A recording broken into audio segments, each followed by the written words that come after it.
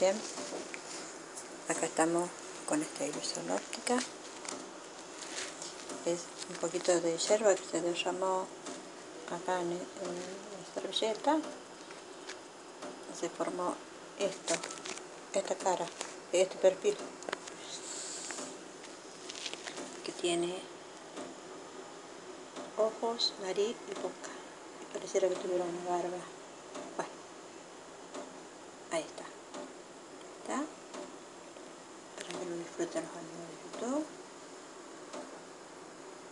Y bueno, vamos a hacer un acercamiento a lo que sería el ojito.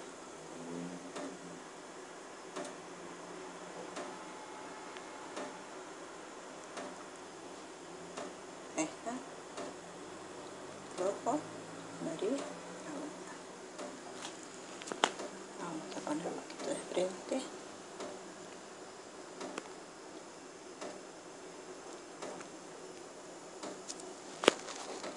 Para verlo mejor al ojo.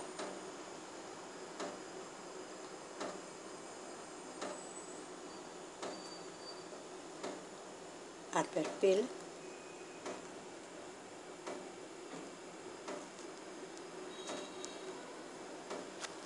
pero nos vamos a quedar con lo que es el ojo.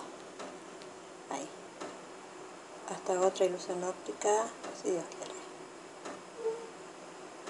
para los amigos de YouTube.